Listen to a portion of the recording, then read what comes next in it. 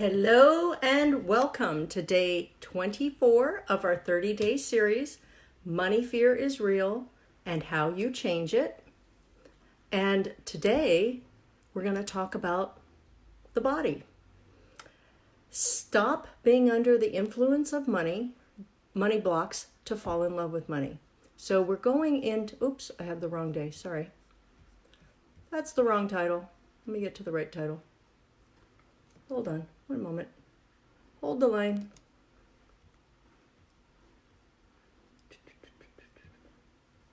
Yes, we're talking about your brain and body on money. So neuroplasticity and how mirror neurons work. Basically what's happening in our brains that affects our body, our mindset, and our heart set. But today we're focusing on the body piece of that. So let's get back in here. So we're actually on day 23. Oops, I had the wrong day. So here we go. Where are we? I have to get on the right day. Here we are. Okay, so what is neuroplasticity? Does anybody know what that means? I mean, it's kind of a buzzword. A lot of people are using it now. You're hearing it a lot, especially with some of the latest research. It is the brain's ability to adapt and change as a result of an experience.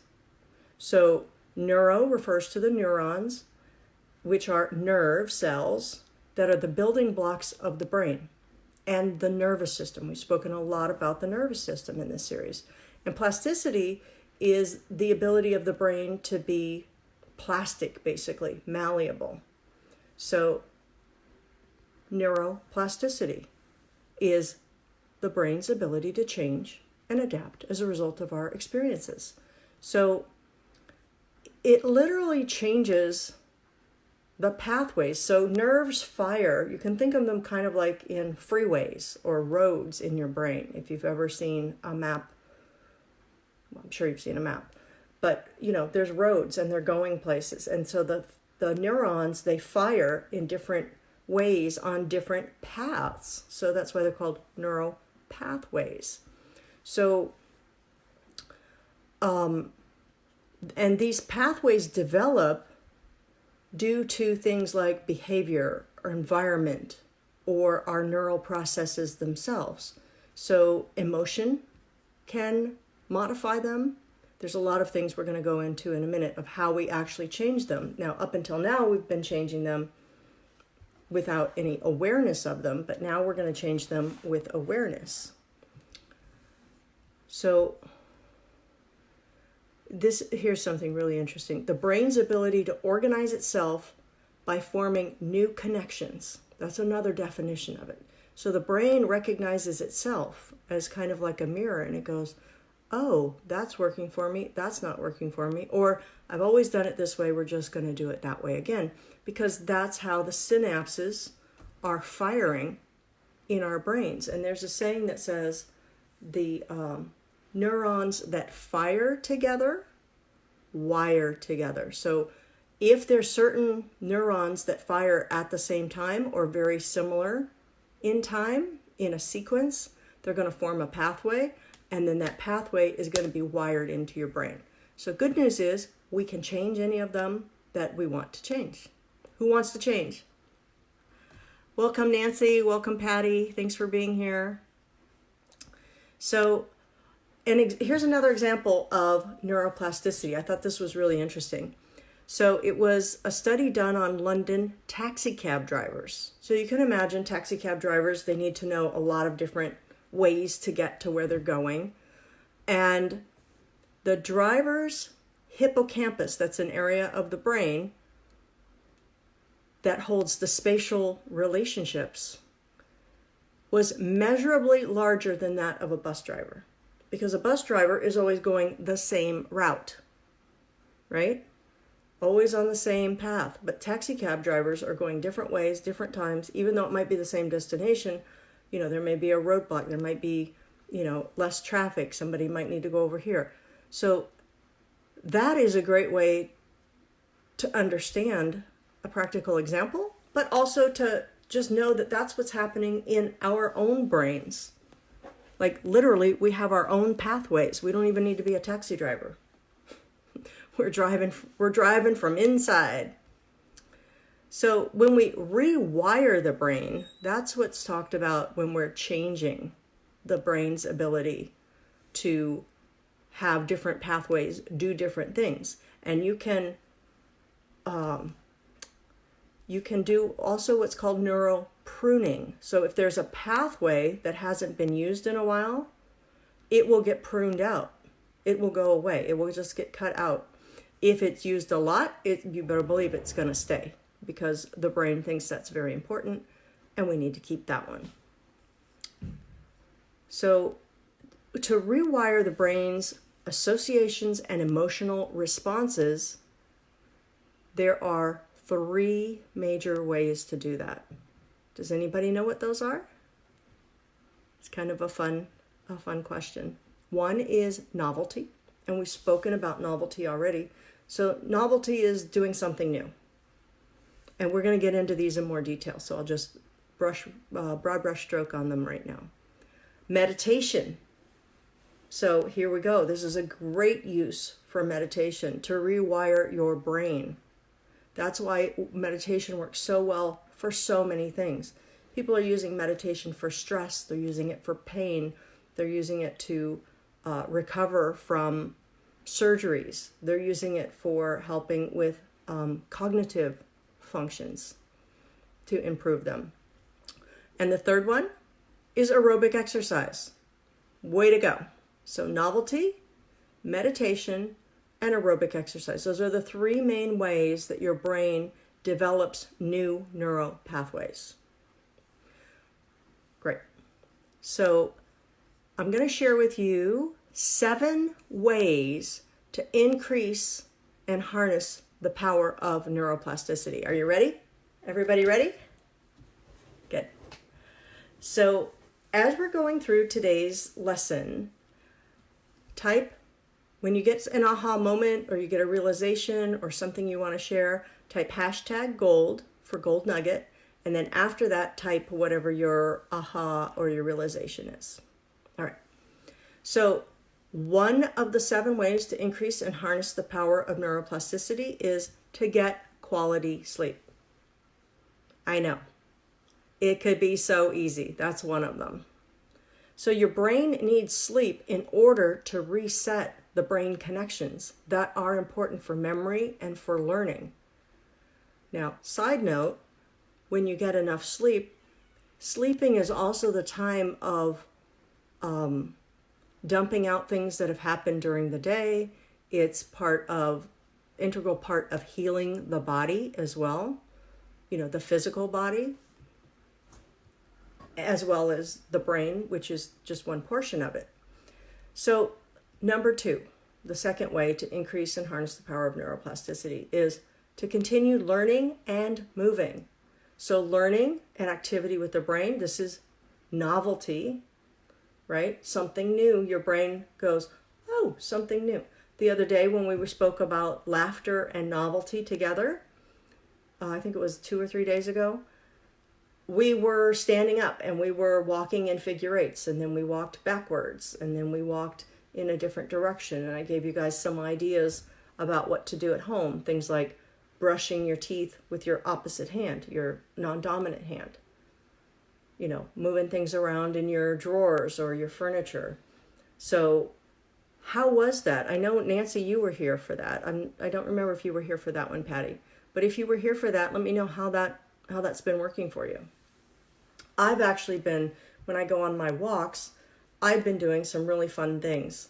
So I'll make like zigzag walks across the side of the road, or not the side, but down the middle of the road. And then I'll make like circles or backward circles or counterclockwise circles.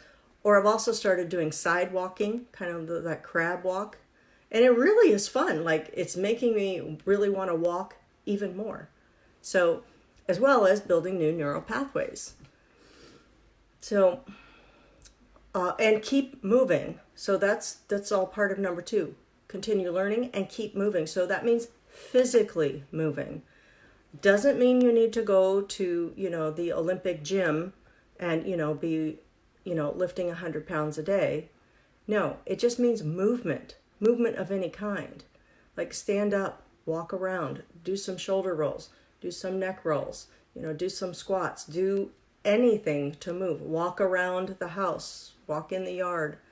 Like it really means moving. Now, as you'll see coming up, exercise is coming up. Moving is just literally that, getting your body to move in space. Welcome, Anne. We're talking about the 7 ways to increase and harness the power of neuroplasticity. And so just before that, just so you have a frame of reference, the 3 ways that the brain develops new neural pathways are aerobic activity, meditation, and novelty. Novelty means doing something new.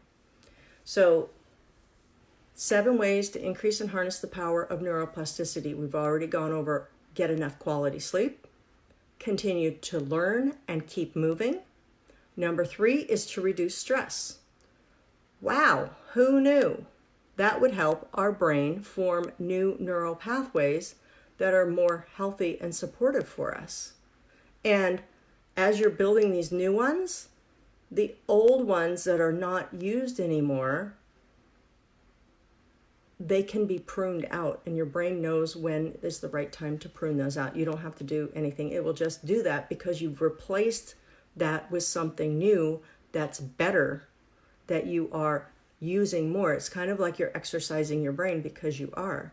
And so you're laying down these new super highways called neural pathways in your brain. The 4th way is meditation. So yeah, you can train your brain to relax. You can train it to be happy. There was a study that looked at the brain scans of people before and after they participated in a mindfulness meditation class. And it showed that meditation can permanently rewire your brain to raise levels of happiness, as well as raise levels of relaxation, as well as reduce pain. I mean, there's so many benefits. That would take, a long time to explain all of that, but we're just going through the top things. Now, jumping back to number 3, reducing stress. Reducing stress it's really what we've been talking about throughout this whole series, these 23 days that we're going through now.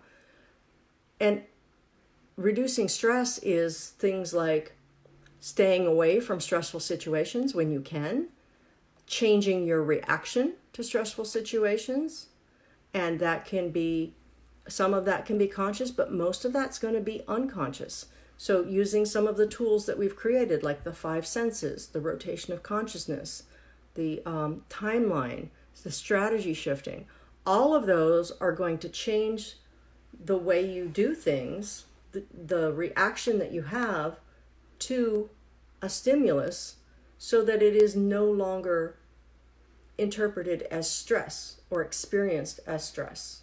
I hope that makes sense. So reducing stress isn't just, I'm going to sit and eat bonbons on my couch all day. Okay, yeah, I mean, that could be one way, but that's not, you don't want to be relying on that for a very long time. You want other techniques. So the 5th way to increase and harness the power of neuroplasticity is to find a strong purpose for what you're going to learn. So if you want to learn something, and hey, aren't we learning all the time? So have a purpose that is really meaningful to you, that you really connect with, and that will make the learning easier, and it will make the retention easier, and you're going to lay down super duper highway. You might even have an autostrada in your neural pathways. That's how super it'll be. And then read a novel, but really reading, not necessarily a technical manual. I'm sure we're not really doing technical manuals over here, but reading something that is new, something different. So combination of reading and something new, that novelty aspect. And number 7 is physical activity. Woohoo! Physical activity will reorganize the brain so that it responds to stress in a reduced pattern, and anxiety is less when you exercise. Anxiety of any kind will be less. That was a study that was done by Princeton. Great. Welcome, Debbie. Welcome, Lisa. We just finished going over 7 ways to increase and harness the power of neuroplasticity. And now we're going to go into 5 ways to rewire your brain to be positive. Number 1, release your inner negativity. Oh boy.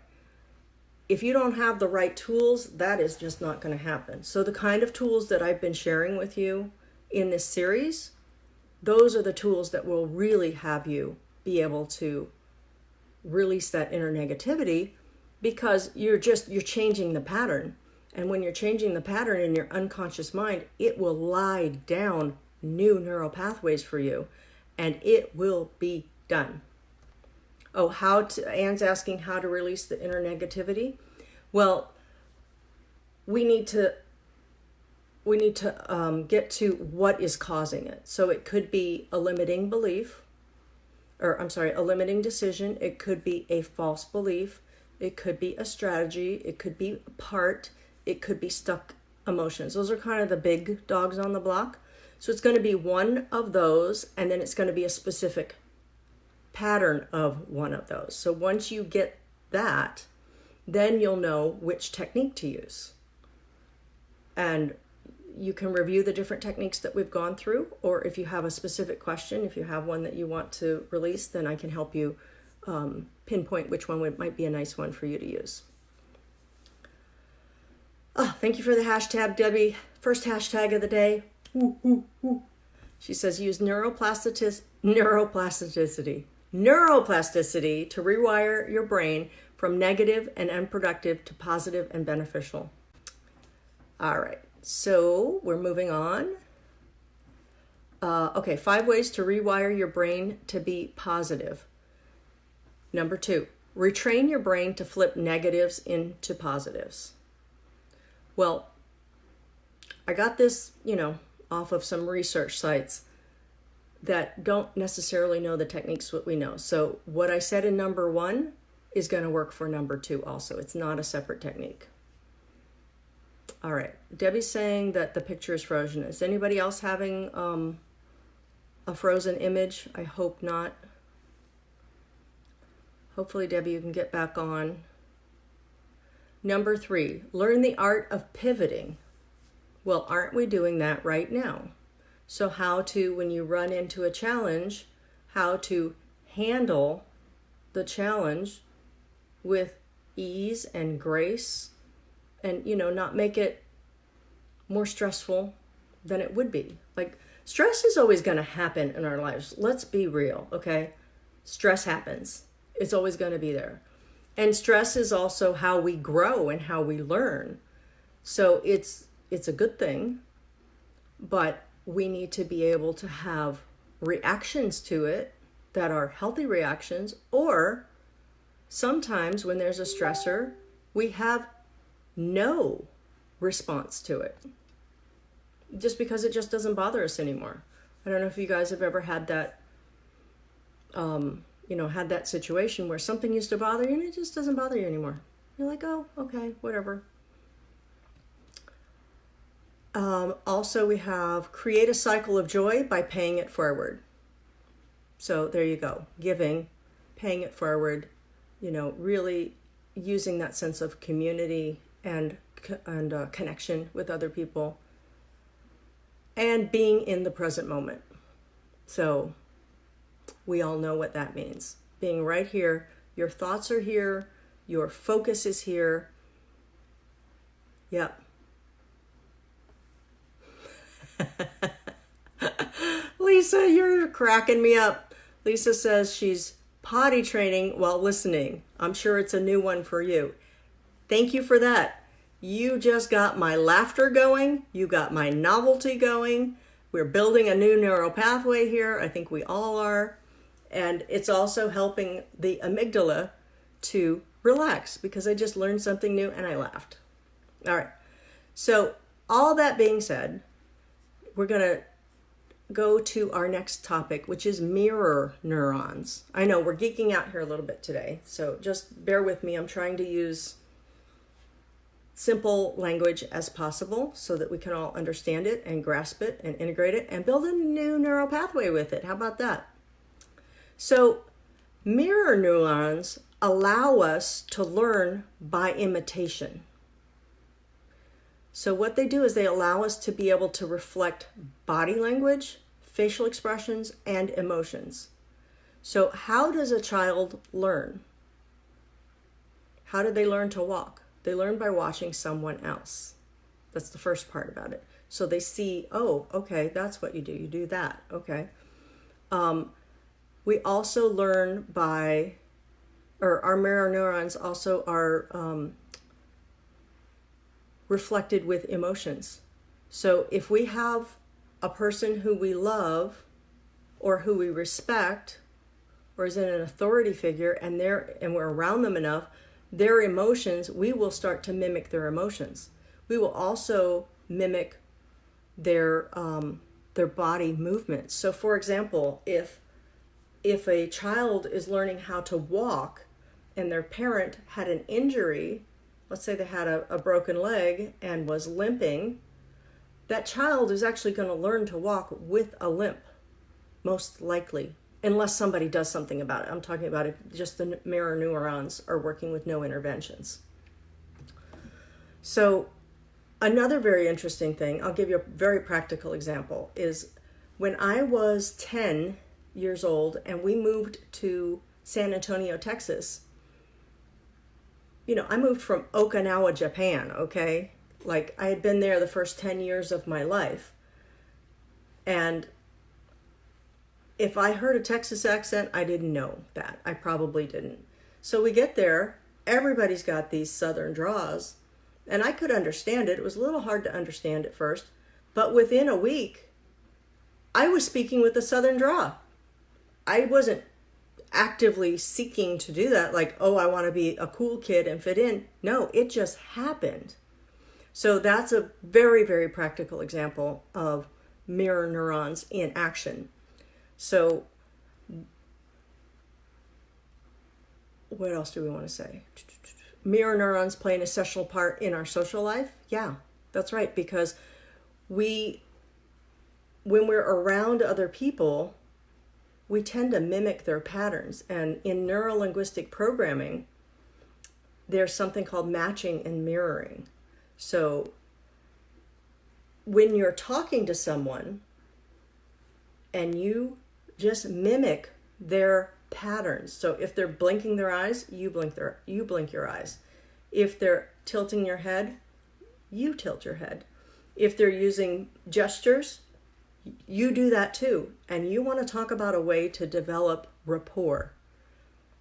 Unconsciously, it happens so quickly when you match and mirror. Now, I'm not talking about getting carried away with that and, mimicking or, making fun of, but I do it. Yeah, Nancy says totally agree. Nancy Ann says totally agree. Right. So it'll be fun for you to do that with some of your friends. That's kind of a homework item for us today. When they're doing body language movements, you do them too. Or even speech patterns. Like if somebody's talking really fast like this and you and you're listening, when you speak back fast to them, they're like, "Oh, yeah, this person's like me. Oh, okay. They're in the in crowd with me. Okay, they're in my inner circle." It happens so automatically.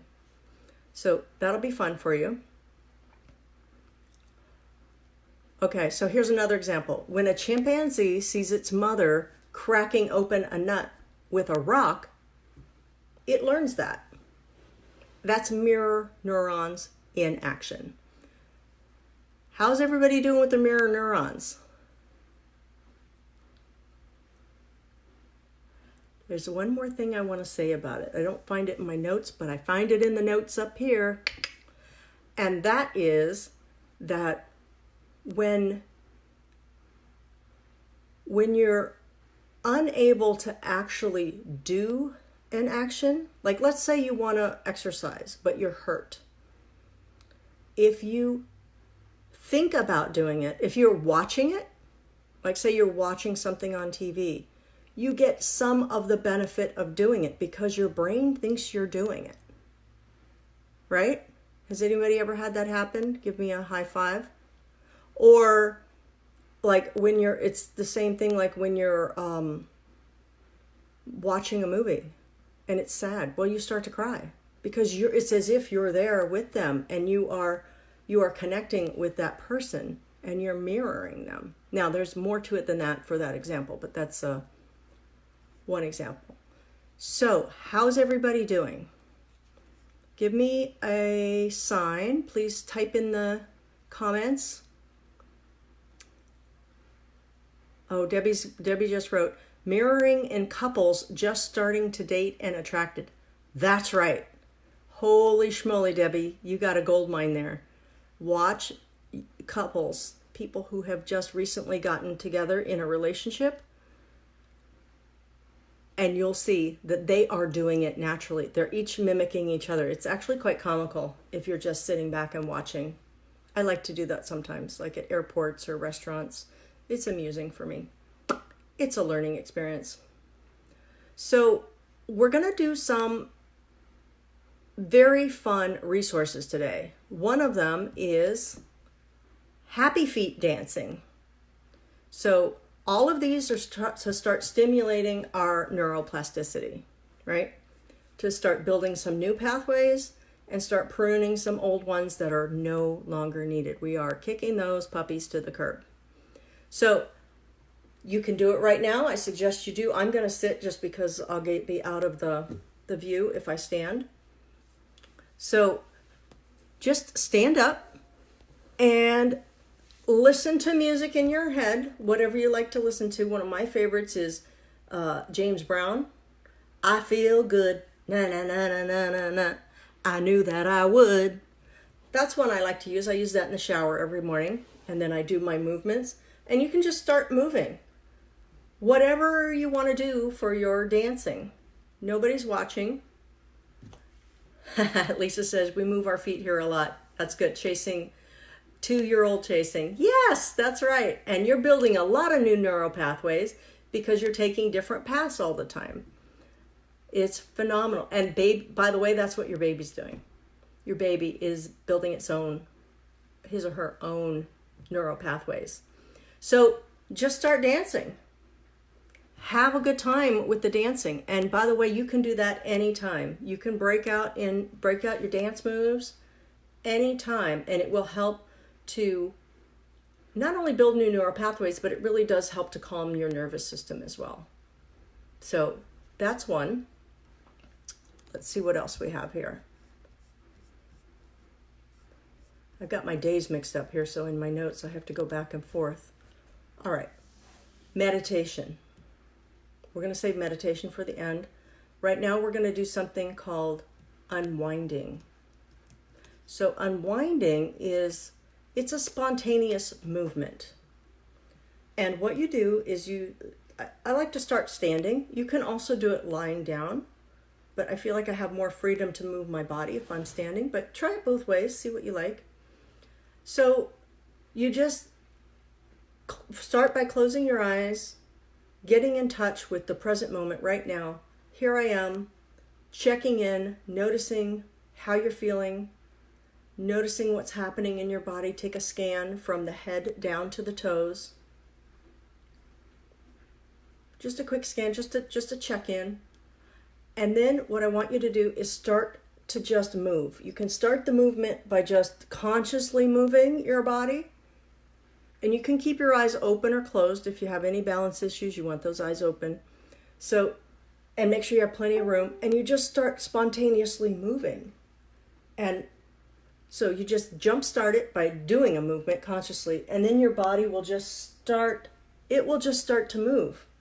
And you may stay standing. You may go off down to the side.